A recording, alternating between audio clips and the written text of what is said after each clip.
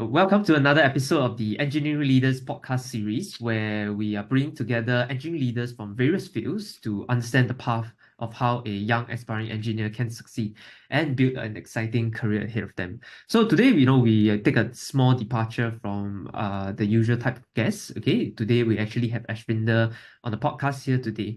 So Ashvinder is currently the cloud sales lead, okay, at a big tech firm, right, where he has over 10 years of experience across strategy consulting, business operations, and sales management. So, Ashvinder has worked on multiple big consulting projects previously, where he was a management consultant and eventually moved into business and sales development in big tech, which he shared was a tumultuous journey of ups and downs to get to the position to where he is today. So, without further ado, let's welcome Ashvinder here on this show. Ashvinder, really excited, when I saw your credentials and like, okay, this guy has to be on the podcast.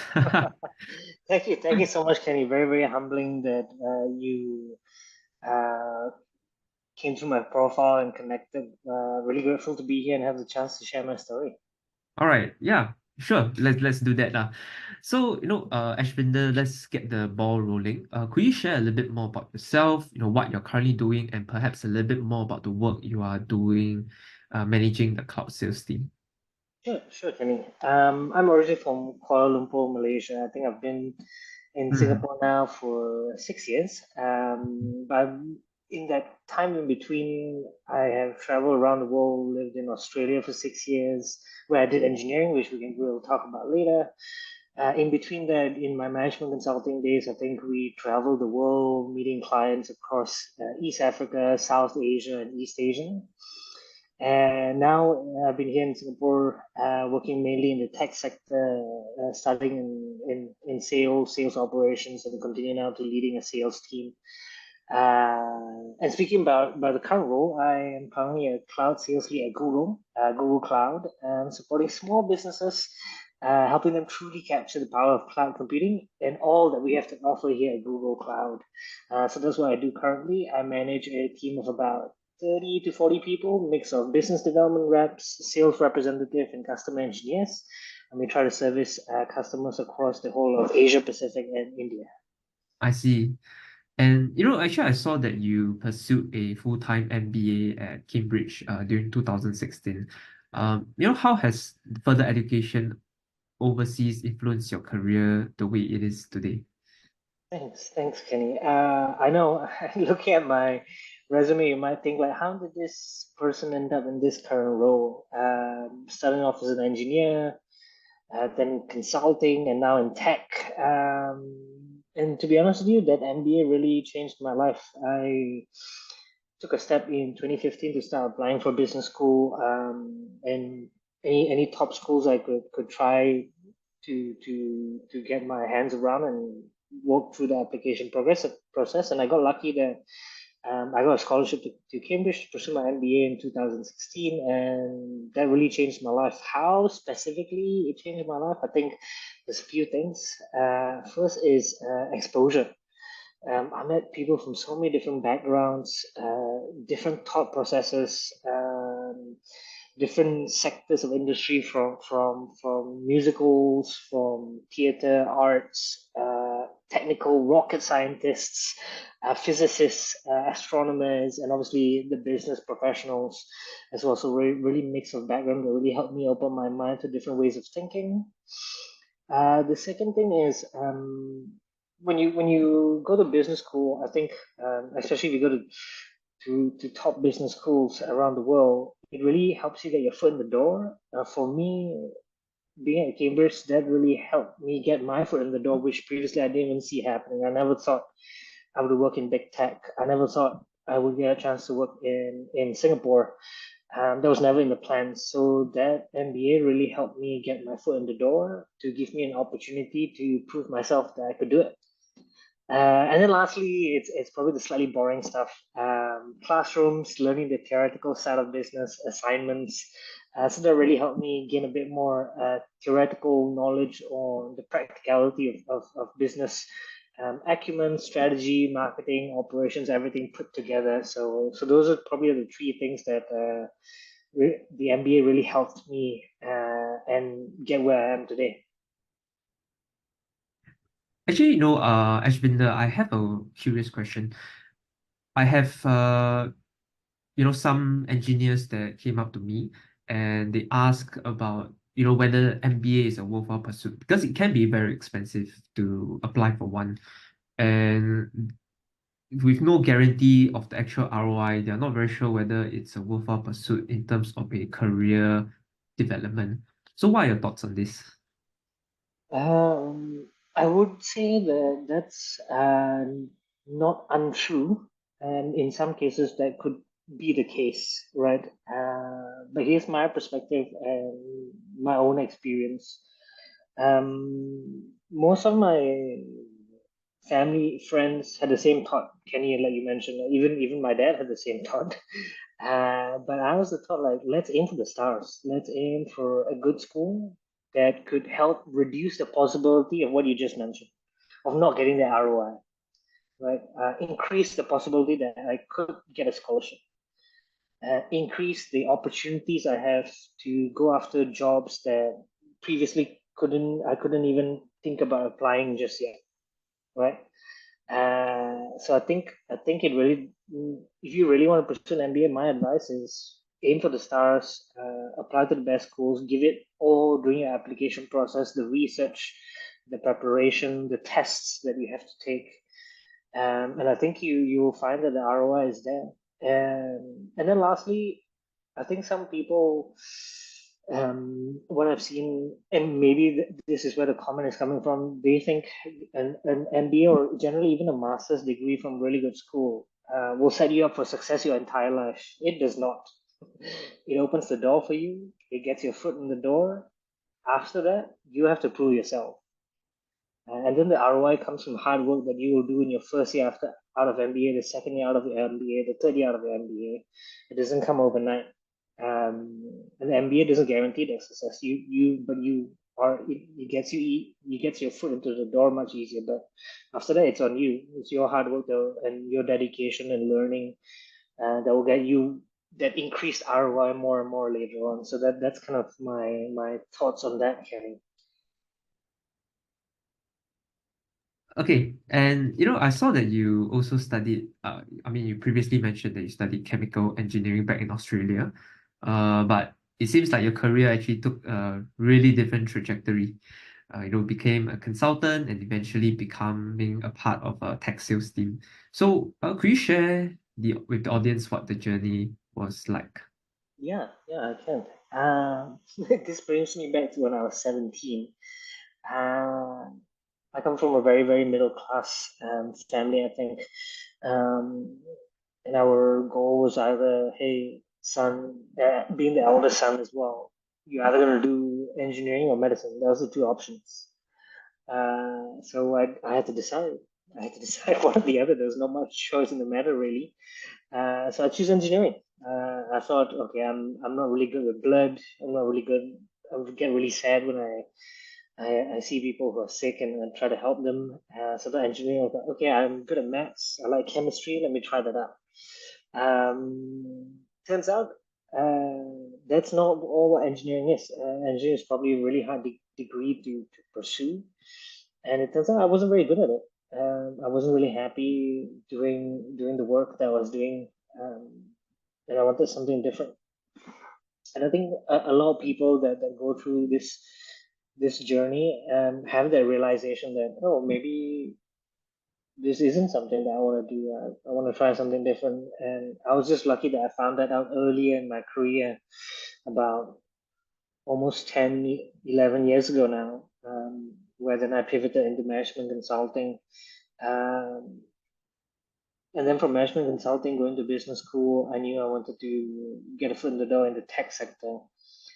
Um, and I think what helped me there again, my foot in the door in the tech sector is internships, doing more projects with tech companies or tech-based startups, to really, instead of just being interested, start understanding what it's like working there, what type of projects you'll be doing, what type of customers, clients you'll be facing, and there are problems that you need to solve.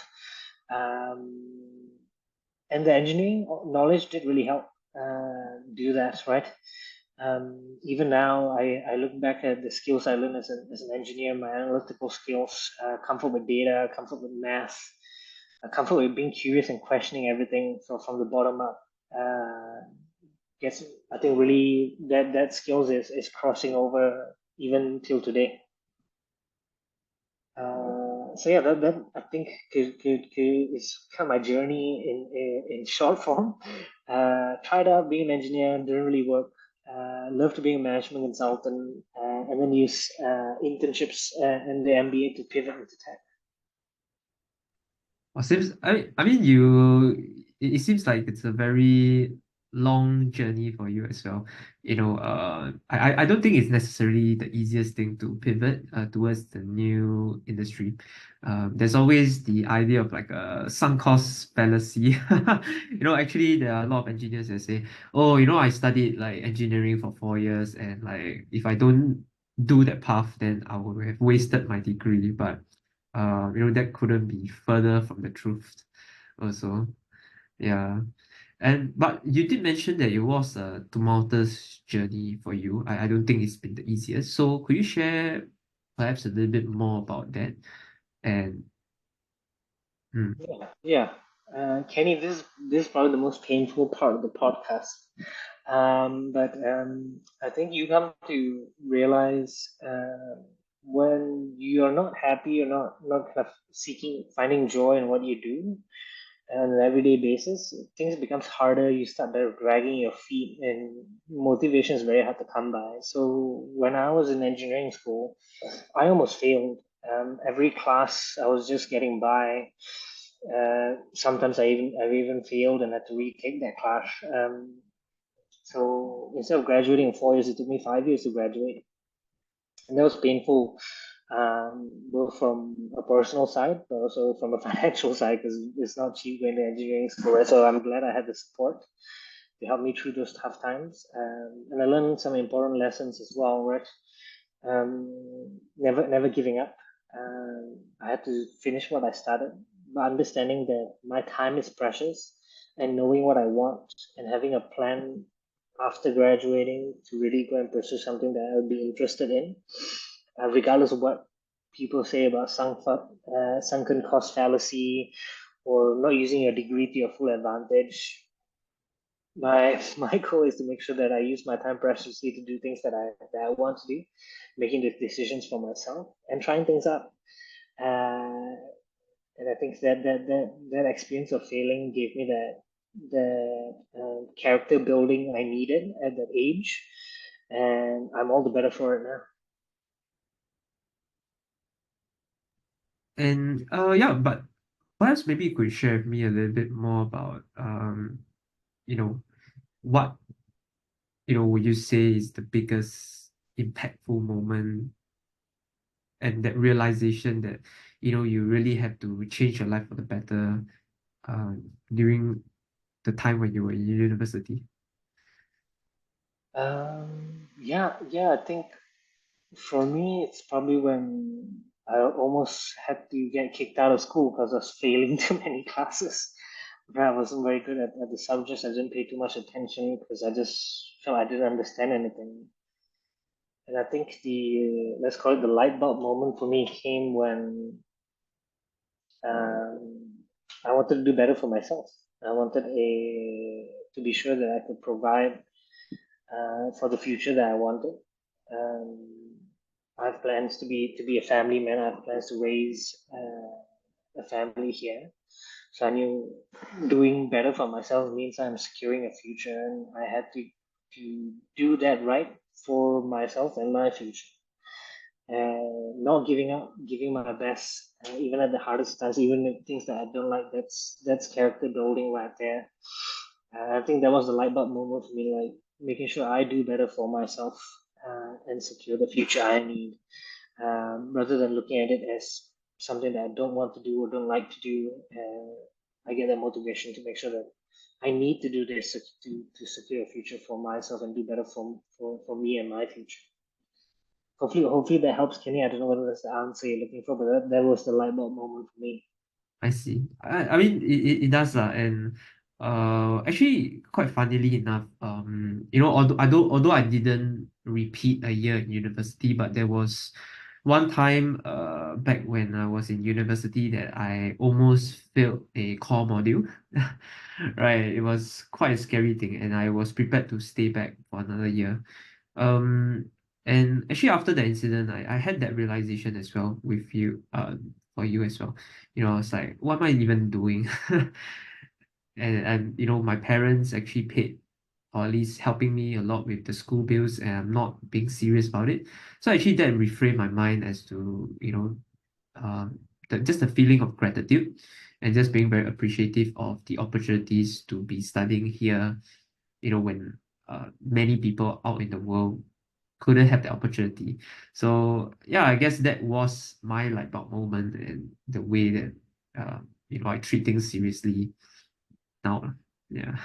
Yeah, yeah. Sometimes I think at that age, you just take some time to mature. And I'd rather it happened when we were in our early 20s than now or in our later stages in life, right? For sure, So, for sure. yeah. So, Ashvinder, having worked in big tech companies in cloud computing sales for several years, I'm sure that you will see the evolution of the landscape, especially in your field. So, could you share with the audiences some of the exciting trends in cloud computing that we can capitalize on, or businesses can capitalize on? Sure, sure. I think we all have heard the wonders that AI will bring. Maybe I will scope it down a bit more to something more consumable and sizable for all of us here around generative AI and the power that AI can bring to improve our own productivity, either as an individual in our day-to-day activities or as a team in your businesses, whether it be small, medium, or large enterprises. I think generative AI has so much potential to improve our productivity. And in Google Cloud, we have Google Workspace that has our generative AI Gemini built in. I use it every day. And I'll give you one example of how I just recently used it this week. I run a large scaled team that at any one point is servicing about 3,000 customers across Asia. And we try to make sure, like, how do we ensure that we're engaging these customers often enough, right? And one way to do that is to have automated messaging cadences. And I was playing around with Gemini to help me try to understand how do I create those cadences? What's most effective? How many cadences? How frequent should I be sending? What should I be including in those cadences to make it more enticing to our customers? And it saved me so much time and gave me so many different ideas and perspectives that I could have gotten in the short amount of time that I did with Gemini and our Gen AI tools. And from there on, I consulted my team. We improved it a bit more, so there's human intelligence built in after as well. But it gets us to ideation, to conception, ideation to execution so much more faster. And I can't wait to see what else I can do with it. So that's just a small snippet of what we have in store. And you did mention that your Google Cloud uh, services are able to enable and even empower um, small businesses to improve their productivity. So could you share a little bit more about how you've been helping these small businesses specifically? Oh yeah, yeah, of course. I won't mention customer's name because I don't want to be implicated. But we had a customer in the North Asia region, which was developing mobile games in one of their subsidiaries, but they wanted to create a chatbot to help interact with their customer base around the world. So they had customer base not just in North Asia, but across the globe. So we helped them with support of a partner organization to create that chatbot as a proof of concept, translating over 17 different languages in real time with some pre-built-in LLM models that they already had to kind of help gamers understand the features of the game, troubleshoot certain issues, certain bugs to be aware of. And now that game that will be ready to launch pretty soon will be available from a support perspective to all those 17 different language markets. And it happened only in 3 months. Instead of taking a year to develop or 2 years, we now have shortened that development cycle as well. So that's one of the recent instances I would share where we have helped a customer like that, and get them to fully utilize the power of what Google Cloud can offer.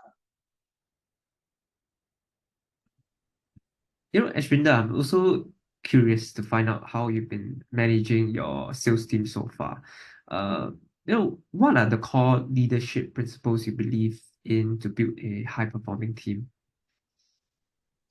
Oh, Kenny, that's a tough one. I think I'm still learning. I try to read as much as possible about leadership, building high performance teams, but at the end of the day, I have been very lucky to be blessed with great mentors, great managers, great leaders that I've come across. This kind of sprinkle their wisdom onto me. I think I'll share some here that I try to practice today. I mentioned try because sometimes we do slip. Things get tense. Things are always not very clear. Sometimes very ambiguous. But the important thing is I consciously try to live this every day that I can, every day. First one is support each other. Whenever someone in my team is facing a challenge, I'm there to offer. I'm there, the first one to offer help and to really stand by to support them, whatever it is that they need.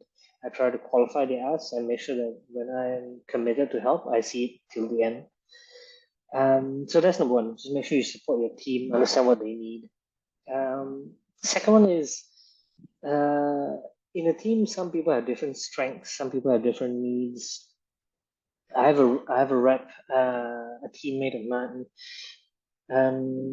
She's great in doing business development calls, understanding the customer's requirement really, really clearly, developing the rapport really, really fast. And she's super productive. And then one day she came to me, she said, like, hey, I can't attend all these extra activities after work. And I said, that's okay. You're doing great. And she shared that she has kids at home that she needs to go back to and take care of because the husband's working overseas. I was totally supportive. I was like, look, as long as you're doing great work, trust that we will recognize your impact and this extra stuff. I will take note and don't worry about it. So making sure you're there to understand their strengths and let them have the opportunity to share whatever their needs are, whether it's personal or professional. And in these day and times, it's all built into one, right? We can't really separate personal and professional that clearly anymore.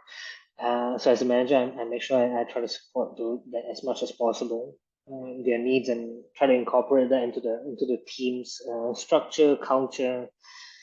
Lastly is, so even though I support them, even though I understand their strengths, I give them the flexibility, whatever work-life balance that they need, I don't second change anyone on having high performance expectations. I expect everyone to make sure that they're doing their best and there's a benchmark that they can look at. But at the same time, psychologically, I think every team needs to be having a culture where it's okay to fail.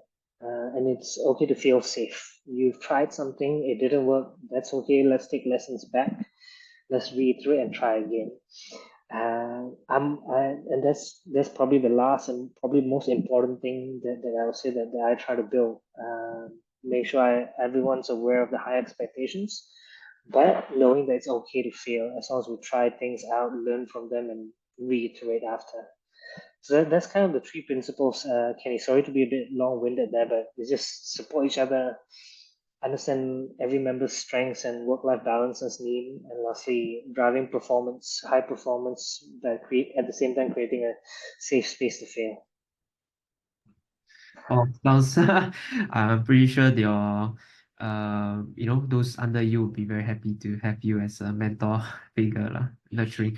Because actually, I to be honest, there are some engineers that I've spoken to, their bosses are not as nurturing. Perhaps maybe they have their own lives and they don't exactly have the patience they would want or prefer results. So, I'm glad that at least from your end you recognize that and have give them the safe space to fail also. Yeah. So, Ashvinder, what are some of the ways that you have been working with your team to really unlock their fullest potential? Um, so now that we talked about our values, I think it's in terms of what do you actually do to kind of show their values, right? That's the question that you're asking me.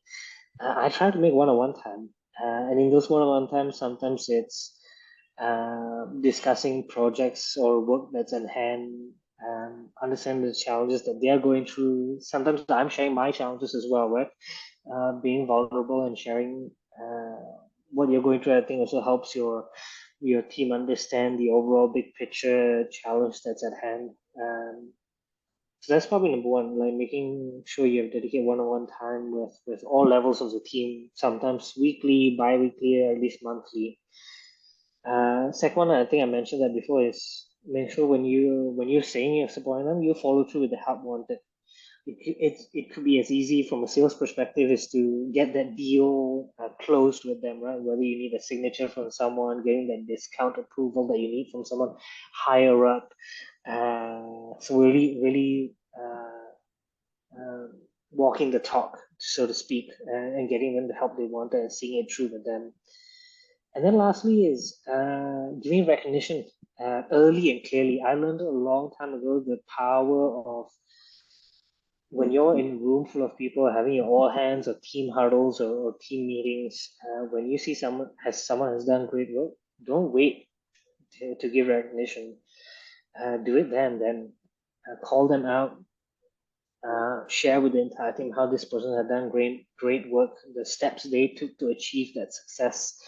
And I think that recognition really helps people get some confidence and pride in what they do. And that confidence and pride in a good way can go a long way in terms of increasing that person's overall performance and longevity in the team as well. Hmm, I see.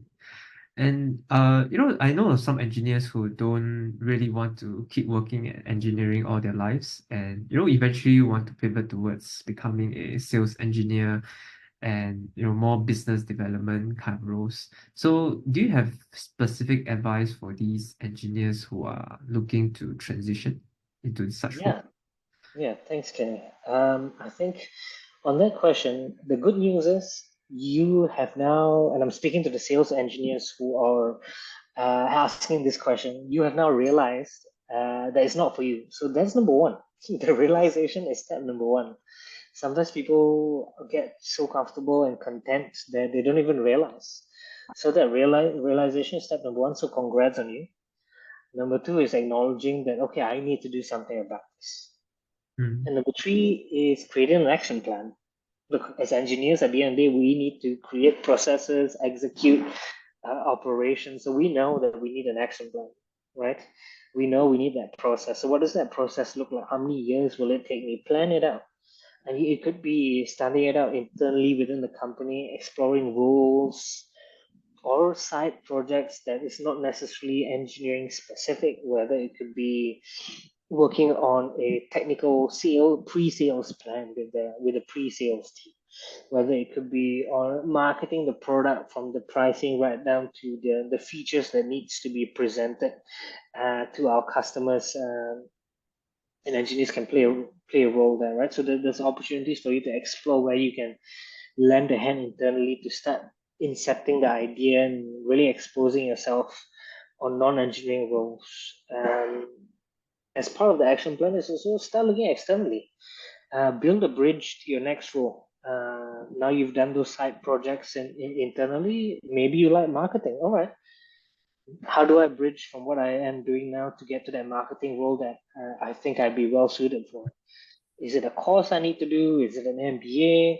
Is it just working with more project internally with a team and getting mm, that team to hire you through an internal movement? It could take all shapes and sizes, but I think realizing, acknowledging, and creating a plan is very important. But part of that plan, don't wait for things externally to happen. Start doing things internally with your organization. Find those roles. seek sponsorship and mentorship from people that you think you're interested in doing, and then build a bridge to get there. Whether it's external courses, maybe it's an MBA that you take time out for, and then come back in, or it could just be seeking the next role within that team and plugging your way through. Mm. And when you mention about internally within the company, right? How do they specifically go about, being involved in like other departments? Because we have our own work that is pretty busy. Like most engineers are quite busy with their own work. So how do they go about doing it? Hmm. Let me try to answer that in two parts. The first part is, Kenny, it's not going to be easy. If you want to change, guess what? You got to roll up your sleeves and work the extra hours or put the extra effort on weekends, maybe to do that GMAT test prep, to do the extra bridge course on Coursera about marketing. Look, unfortunately, there's no secret sauce here. There's hard work, there's elbow grease that needs to be put in. And if you're not ready for that, then you just take that much longer to transition. I'm sorry to be the bearer of bad news, but that's a hard reality that we all need to be comfortable with. So that's number one, right? That there will be extra work, and we can't shy away from that. With the change that we want, I think we need to be comfortable that there will be extra work that we need to take on. Secondly, now comes to the more easier part. Seek sponsorship. Talk to people. Meet people in different departments. Right. Go for lunch, coffee chats. Talk to the CMO. Talk to the CFO. Maybe you're interested in finance. Maybe you're interested in product design, right? Rather than just pure engineering. Maybe you're interested in the design aspect of the products. You will be surprised how open people are to spending lunch, having a coffee chat, sharing what they do, and learning more about who you are and how they can help you pursue what you want once you've decided, right? So I think those are the two things I would mention. Like one is putting in that work to do the learnings and that extra time needed, and second is building your network internally. Have lunch with as many people as possible within the organization in different teams. Start from bottom up, like work your way from maybe like a marketing executive right up to the CMO. You don't know what you will learn. You don't know where the connections will bring you. So that's the advice I have, Kenny, for kind of Mm. internally doing that. Right. Awesome. Ashvinder, I saw that you also volunteered as a mentor, okay, supporting underrepresented group to up-level their career planning skills. What made you volunteer despite your very busy schedule? Oh, I try to make time. Look, I don't do it as often as probably I LinkedIn will have you believe. Right. My LinkedIn will have you believe, but I try to do it as much as I can. Look, giving back is for me selfishly makes me feel good. I don't lie. It makes me feel that I'm giving back. I'm paying it forward, and I get this good feeling in my belly that, oh, I'm trying to make a difference and help someone, and that gives me joy. And so honestly, I do it for selfish reasons. And the second point there is I've had great mentors and great people who have helped me, right, to get to where I am, whether it's giving advice, getting me connected. So I'm trying to pay it forward. The people that had helped me didn't ask for anything in return, but to pay it forward and help the next person. So that's what I'm doing.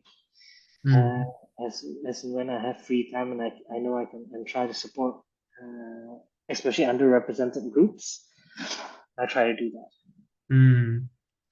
And throughout your experience of mentoring, what would you say are the biggest challenges that working professionals face when it comes to career development? Oh, look, I've only been working now for I think almost 13, 15 years now. I think I've seen the biggest challenge people face is, and I think I faced this as well at some point in my life, in a career, is having a mindset that you're not good enough, that you should just stick to your comfort zone because you're happy there, things are secure. Um, sometimes taking risks is scary, but believing in yourself, working hard for it, and make sure that you have the support you need, either through in your existing network or building that network for yourself. That's why I think that the biggest challenges is that folks can overcome, but sometimes they just get stuck there, right? Um, I think that happens by stages as well. Like maybe early on in your 20s, you don't see that happening until much later. But in your 30s, you feel like you're just stuck in middle management and you're like, okay, how do I break through? So it's also different phases of life. But I think that's the biggest challenge, just not having that self-confidence and being too content in where they currently are. Hmm. Actually, building up onto your previous point, you did mention about people getting stuck in their career, right? Actually, that is a very common thing that I've noticed among engineers. So some of the reasons that they cite is that, okay, firstly, they are in an environment whereby the industry has, or at least within their company, there's not much roles to move up to. It's like you have the top person has to leave the company before you can take over. So I mean, there's just one challenge for that lah. And of course, some challenges is regards to difficulty in promotion, and they feel that it's not within their control because like they work hard, but they just don't get the recognition they deserve. Sometimes also because the company is not doing too well as well. So with such challenges when it comes to your workplace, or at least external factors that you cannot control, how do you navigate it through? Or what do you advise engineers to do? So that's a tricky one, Kenny. Let me try to absorb that question a bit. Uh, I'll try to speak from personal experiences rather than seem like just giving wisdom and advice, right? Let me try to reflect on personal experiences. There's a few things you mentioned there. Let's start with promotions. I think my late 20s and early 30s, I was chasing promotions like every year, and it got really draining. I realized I was in this perpetual rat race trying to get to the next level, the next level, the next level. And in my late 30s now, in my late 30s, I realized that wait, I don't need to chase this. I should be happy doing what I'm doing now, putting in that time and focus, and supporting others along the way. I think when you do that, sticking to your values and principles, trying not to compare yourselves to others, your longevity and path to success will be there. Look, it might not be internally in the company that you're currently in. You can always vote with your feet if things are not going your way. But you have to take the time to appreciate where you're currently at and put in the work. And things usually work out in the long run, right? What doesn't work out is you don't get that promotion, you keep chasing it again, you get a negative perspective, your performance start dropping, and then you're never going to get that promotion anyways, right? So rather than chasing that promotion, chase that performance, keep that longevity in terms of your drive and motivation beyond just the extrinsic motivation, promotion factor. That's probably what I would advise, and this coming from my own experience trying to chase those promotions every year and just being burned out from it. I'd rather slow down, enjoy where I'm currently at, and look at Mm, the longer term for sure. mm, I see. And besides what you've mentioned, is there any specific advice you would give to engineers on how they can develop themselves and really stand out in their workplace? Same advice, Kenny. When you say stand out in your workplace, it seems like you're standing out compared to other people. Don't compare yourself to others. Don't try to Mm, seek validation that, oh, I need to be better than this person X or this person Y. You're you. You have your own skills. You are on your own journey. mm, Uh, Stick to that values and principles that you have, and support people along the way. I think when you help others, when you always try to give others your knowledge, recognition, your support. You're better off for it. Yeah, a lot of times I see people try to get promoted or grow in their career by stepping on others. That never pays off in the long run. Mm, People, I think, who are really truly successful, they get there by betting on themselves, having confidence in themselves, but at the same time, helping others and bringing others along that journey with them. mm. Okay, I mean that really wise wisdom from you. I know From I'm saying all this, but I do want to put a caveat. Sometimes I slip as well. I don't do as I don't always do what I preach, but I try my best, and I keep this in mind as much as I can. I see. Yeah, Ashvinder, as a cloud sales lead, you will have experience screening and interviewing people to be part of your team. So currently, right now, right, the sentiments is that there are a lot of uncertainties in the job market, right? And I believe the audiences will be very, very curious to know how to find and land attractive job opportunities.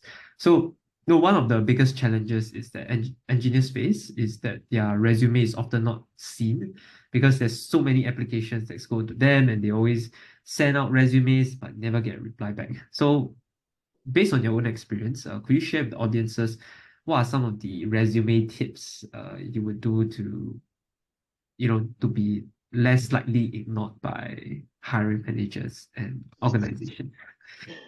Yeah, Kenny, a bit of background. I was laid off from my previous company back in May last year, and it was quite tough. So I was in the same boat as this sales engineers that you're talking about, right? Where we send all this application, like 10, 20, 30 applications a day, and from weeks on end, there's no responses, and your motivation gets down. You start questioning your own skills and capabilities. I think let me share some tips from a resume perspective, what helped. And then we can go into how to actually get yourself positioned to be in front of a recruiter or interviewer. From a resume perspective, I think just keep it neat, structured, clear, and concise. I can't stress enough the importance of a one-page resume that clearly tells me what your previous experience and achievements are, what type of situations you've been in, how you've come out the other side, making an impact. Uh, the easier that is for hiring managers, recruiters to understand, the better it is, the higher are your chances. Number two, quantify your impact. If there's numbers that you can put to the impact that you have had, put it. It's easier for me to see that you have grown the sales team from 10 to 20 people and increasing revenue from 1 to 20 million at the same time, rather than just saying expanded sales team to XYZ region, right? So quantify your impact. And then lastly, make your resume interesting. Add those side projects, passions, hobbies that will make you stand out. But I say that with a caveat. When I say side project, passions, and hobbies, make sure it's something that's actually worthwhile talking about. For example, if you like running and you've done 3 4 marathons, that's interesting. But Mm. if you like running just on East Coast Park on Sunday, Saturday, I'm sorry. I'm not sure whether that's gonna get you the call back you wanted, right? So make sure it's something that that has some achievement tied down to it, because nobody can fault you on the achievements that you have. Um, yeah, so that's what I would say about resumes. Just neat, clear, concise, quantify impact, and add recognizable side projects, passions, hobbies that we will be reading and going, oh wow, I really want to talk to this person. Mm. I see.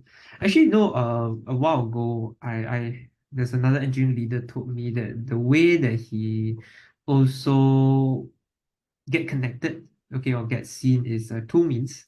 So one way is really because sometimes resumes get sent and sometimes it gets screened by AI, and AI has as good and accurate it is has a margin of error. So, but the word of mouth and trust never lies, and usually they will just get connected with someone that's inside internally to help them to see if they could be referred. I think that is one. And of course, I'm not sure whether you agree with this, but some of them take it more creatively. So on top of sending their resume, they will send a maybe 1 or 2 page proposal, okay, to highlight like what is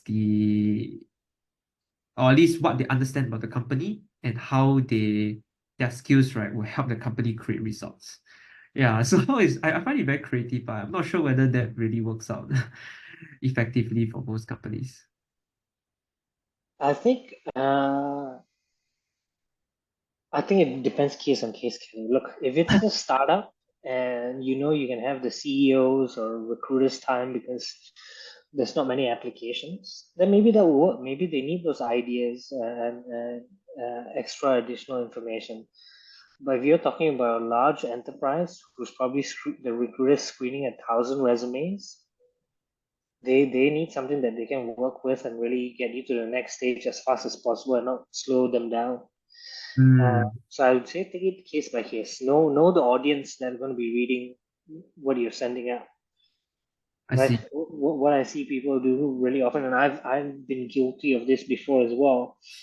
It's just sending the same resume and same material to all the jobs, like not curating and really thinking about, hey, does this job really fit what I have done, what I want to do, and the skills I bring. Um, I think taking time to really think through, okay, what material, what resume works well with the audience that I'm sending it to will help, rather than just using the same approach for everyone. Mm, I see. So it's the more personalized that you are able to create each resume, the higher the chance that it will be interesting to the hiring Yeah, manager. yeah, and Kenny, you mentioned AI, so make sure you use those keywords as well, because that's what the AI will be searching for, I imagine. I see, I see. And how, let's say we move past the first step, which is you got a job interview session. How can engineers better prepare and position themselves for such interviews? Oh, practice. Practice, practice, practice, practice, practice. I said practice enough times. Practice for the interview. Know what the format is, what you'll be asked, and practice, prepare till the next interview and the next interview. You can practice by yourself. Try to get questions from the internet or from friends or from your network of people who've been in the same role, same company, have interviewed there before. I can't stress enough how important that is. When I was applying to this job I currently have, I think my practice document was about 30 pages long, just trying to Wow. meet as much people as I could meet. I met, understand the type of questions they got, what they would ask someone in my possible role, and then prepare those questions in advance. Yeah, I can't stress the importance of doing that. Mhm. Yeah, it will really pay off. Not only do you get a chance to learn a bit more about who you are and what you've done, but whenever the questions come up, you're not scrambling to try to figure out what you've done. You have it there written down and you have a structure to it. So you're a lot more clear, concise, you ramble less. And the interviewer on the other side can understand your achievements and the process that you've gone through a lot better as well. So yeah, that practice and preparation will be your key to success. I see. And as we wrap up this podcast today, you shared so many great wisdom and tips about career development. What would you say, uh, or at least do you have any last important advice that you will give a young engineer to create bigger career opportunities for themselves, especially in a tough, environment like today? Yeah, Kenny, that's look, let's call it advice. But this advice comes from my own mistakes that I've learned. It didn't happen overnight. I didn't read it from a book. I think the first one is take your time. look, this career thing we're in is not a race, especially in the corporate or even if you're an entrepreneur. Don't treat it like a race. This this is for the long run, and take your time, right? And eventually you'll get there if you're doing the right things every day. There's the small things you do every day that will make the difference. The second one, I think, is balance your professional growth with your personal growth and happiness. At the end of the day, if you're just growing for the sake of growing professionally, but not balancing that out with personal growth you want to achieve, I don't think you'll be happy. And in the end, we're doing all this to be happy, to lead successful personal lives. So make sure you're balancing that out. Like, take time for yourself, whether it's 20 minutes a day, whether it's an hour, whether it's that run in the evening or that special meal with your loved one at the end of the in the weekends, like whatever it is, and make sure you balance that out. And lastly, don't shortchange yourself. Wherever you are, know that you can aim for the stars, and try your best to get there. If you aim for the stars, so what if you miss? You might end up on the moon, right? Which is where I like to think I ended up. So I'm definitely in a better place now. So yeah, aim for the stars. You might just end up on the moon. Would be probably my last bit there. Awesome. Right. So Ashvinder, really appreciate the those sharings, and that's a wrap for the podcast today. Thanks for being such an awesome guest, and hopefully what Ashvinder has shared with you guys has inspired all of you. Thanks so much, Kenny, for your time, and really grateful for this opportunity to share. Yeah, really thankful that I got this chance. Thank you, Kenny. Right. Awesome.